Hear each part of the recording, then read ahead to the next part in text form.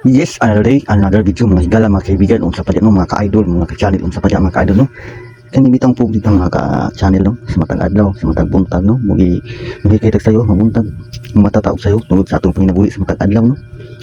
Mubangon ta sa matag adlaw ining kabuntag sayo, magumpay ta sa atong baka. Ug uban pa mga ka-channel no.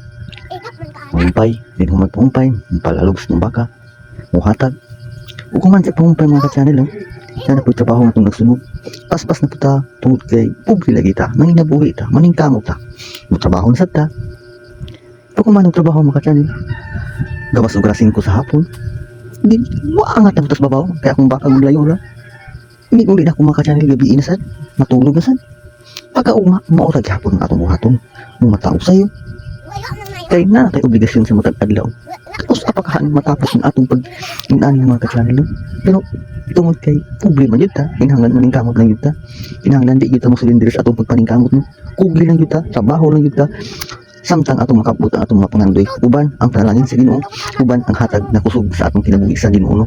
Kay kung wala ang Ginoo sad, patay mahimo. Kay mo may ang Ginoo may naghatag na kusog no sa matag adlaw natong pagabuhaton. Ug mayroon ta ning kinabuhi sa baka mga ka-channel. Nga igo ang tagaan kumpay. Kaon lang siging kaon. Pero ang tao mga ka-channel, mga kaidol sa pariano, kinahanglan yun ang mukugi. Dili ta, dulutanan, dili ta, halatagan, kung dili, atong kaugalingon, maningkamot yun ta mga ka-channel. Kaya tao man ta, di man ta parihag hayop. Kugi lang yun ta mga ka-channel. Padayon lang ta. Kung sa may atong naakaroon, tungod kay, pupila kita, laban lang sa hangon ng buhay. Ang ginuore, maghatag na to og kalampusan sa tanan natong mga pangandoy ug paghihirap. And God bless everyone. Thanks for watching.